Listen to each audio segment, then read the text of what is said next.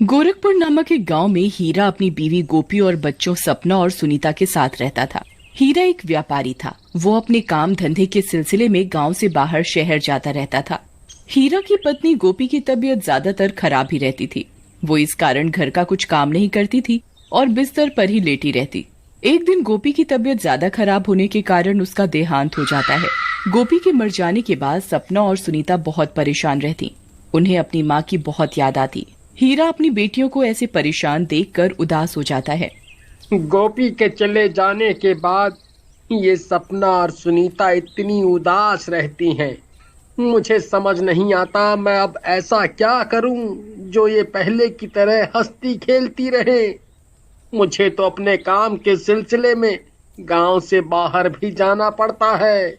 मैं इन्हें अकेले कैसे छोड़ के जा सकता हूं? हीरा तय करता है कि वो दूसरी शादी करेगा और अपनी बच्चियों के लिए दूसरी माँ लाएगा।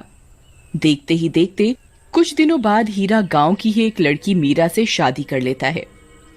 मीरा एक क्रूर स्वभाव की औरत होती है। वो हीरा के आगे अपने आप को बहुत अच्छा दिखाती और उसके पीठ पीछे सपना और सुनीता के साथ बहुत बुरा व्यवहार करती थी। मीरा को जादू टोटका आता था। वो अकेले रात में हीरा के पीछे से कुछ अजीबोगरीब टोटके करती और अपनी शक्तियों को और ज्यादा ताकतवर बनाती थी। मीरा अपने गले में एक अजीब सी मोती की माला पहने रखती थी। वो उस माला को किसी को हाथ नहीं लगाने देती, जैसे उसी माला में मीरा की जान हो। वो बस सोते समय ही अपनी चेन उतारती थी। एक दिन रात के समय सपना पानी लेने के लिए रसोई में जाती है। तभी सपना की नजर मीरा के कमरे पर पड़ जाती है। वो उधर मीरा को उसके पति हीरा पर सोते समय एक टीका लगाती है और कुछ अजीब सा मंत्र पढ़ रही होती है। ये देख सपना बहुत डर जाती है और अपने कमरे में भागकर सुनीता को सारी बात बताती है। बहन, अगर ऐसा चलता रहा तो हमें बहुत दिक्कत हो जाएगी। हम बहुत खतरे में हैं और हमारे पापा को तो पता ही नहीं कि हमारी वो सौतेली माँ उनके साथ क्या कर रही है। ठीक कह रही हो बहन, हमारी सौतेली माँ हमें इतना परेशान करती है हर समय। हमसे घर का सारा काम करवाती है, पढ़ाई भी नहीं करने देती और प्यार तो हमें बिल्कुल ही नहीं करती। मुझे अपनी माँ की बहुत याद आती है। वो हमें कितने अच्छे से रखती थी, हमें कोई कमी नहीं होने देती थी किसी भी चीज की, और तो और हमें बहुत प्यार भी करती थी। मेरे पास एक आइडिया है बहन, बोलो हम क्या कर सकते हैं ऐसा जिससे ये हमारी सौतेली माँ हमें हमेशा के लिए छोड़कर चली जाए। हम ना कल चुपके से पापा जी को सारी बात सच सच बता देंगे, वही इसको सही से सबक सिखाएंगे। अगले दिन सुबह उठकर सपना और सुनीता अपने पापा को सारी बात बताते हैं। पापा जी, हमें आपसे एक बहुत जरूरी बात करनी है अकेले में। हाँ बेटा, बोलो क्या हुआ मेरी बच्चियों को? पिताजी, हमारी सौतेली माँ हमसे अच्छे से पेश नहीं आती। उनका व्यवहार हमारे साथ अच्छा नहीं है। हमें ये माँ बिल्कुल नहीं पसंद। हमारी सौतेली माँ आपके पीछे से घर में जादू करती है। जी पिताजी, हमारी सौतेली माँ को जादू टोटके आते हैं। वो कल रात भी आपके ऊपर तिलक लगाकर कुछ कर रही थी जब आप सो रहे थे तो। अरे बेटा, ऐसा कुछ नहीं होगा। तुम अभी इन सब बातों के लिए बहुत छोटे हो। तुम्हें इन सब चक्करों में नहीं पड़ना चाहिए। सपना और सुनीता अपने पापा का जवाब सुनकर बहुत रोती हैं। अरे बहन, पापा ने तो हमारी बात ही नहीं मानी। काश वो हमारी बात मान जाते और हमें समझते। हाँ, हमारी माँ ही बहुत अच्छी थी।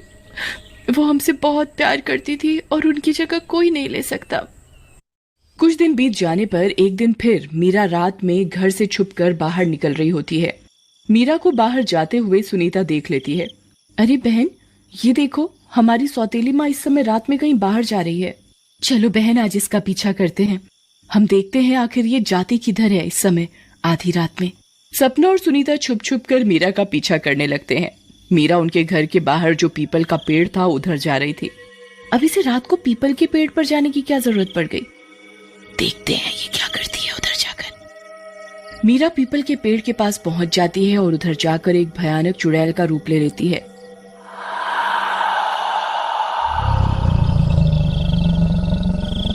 ये दृश्य देखकर सपना सुनीता बहुत डर जाते हैं। अरे मेरी बहन, भागो यहाँ से। इसने हमें देख लिया तो ये हमें मार डालेगी और जिंदा नहीं छोड़ेगी। ठीक कहा बहन तुमने। इससे पहले कि हमें देख ले, हमें घर की तरफ निकल जाना चाहिए। सपना और सुनीता घर की तरफ भाग जाते हैं। घर जाकर सपना सुनीता अपने कमरे का दरवाजा जोर से बंद कर लेते हैं। मुझे तो अब सौतेली माँ से और भी ज्यादा डर लगने लगा है।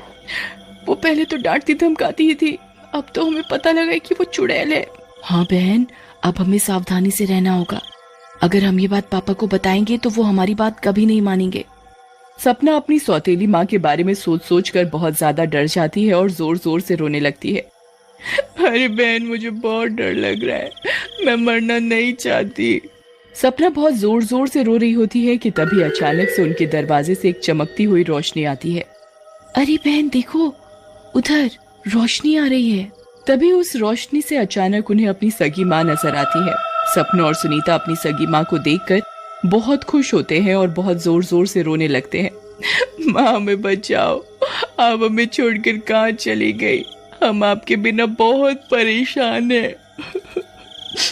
हाँ, हमारी कोई भी बात नहीं सुनता, हमारे पापा भी हमारी बात को बार बार टाल देते हैं। हमारी सौतेली माँ एक चुड़ैल है माँ, हमारी जान बहुत खतरे में है, हमें बचा लो माँ। तुम चिंता मत करो मेरी प्यारी बच्चियों, मैं यहाँ तुम्हारी मदद करने ही आई हूँ। पर कैसे माँ, आप हमारी कैसे मदद करेंगी? वो जो तुम्हारी सौतेली माँ है ना, उसमें एक चुड़ैल का वास है। तुम चाहो तो उस चुड़ैल को मार सकते हो। पर कैसे माँ? जो तुम्हारी माँ के गले में एक माला है ना, तुम उसे तोड़ देना। उस माला में ही उसकी सारी शक्तियाँ हैं। उस चुड़ैल की सारी ताकत उसी में है। जैसे ही वो माला तुम्हारी सौतेली माँ के गले से उतरे, तुम उसे छुप कर तोड़ देना। वो चुड़ैल खुद ब खुद मर जाएगी। ठीक है माँ, ठीक है, हम ऐसा ही करेंगे। सपना सुनीता की सगी माँ उन्हें उनकी सौतेली माँ के अंदर की चुड़ैल को मारने की तरकीब बताती है और फिर गायब हो जाती है। अगली रात को जब मीरा सोने की तैयारी कर रही होती है, तभी वो अपनी माला भी उतार कर अपनी अलमारी में रख देती है। बहन, हमारी सौतेली चुड़ैल माँ ने वो माला अपनी अलमारी में रखी है। ठीक है, इसको सो जाने दो। इसके बाद हमें वो माला अलमारी से निकालनी है और उसे तोड़ देना है। माँ ने हमें ऐसा ही बताया था। ठीक कहा बहन। मीरा कुछ ही देर बाद सोने चली जाती है। मीरा को सोता देख सपना और सुनीता मीरा के कमरे में घुसते हैं और मीरा की माला उसकी अलमारी से निकाल कर तोड़ देते हैं। मीरा की माला तोड़ते ही वो भयानक चुड़ैल मीरा के अंदर से बाहर निकल आती है। अरे पागल लड़कियों, तुमने ये क्या किया मेरे साथ? मैं मर जाऊंगी ऐसे तो। तुमने मेरे साथ अच्छा नहीं किया। चुड़ैल माला के टूटते ही बहुत जोर जोर से रोने लगती है और आग में जलकर भस्म हो जाती है।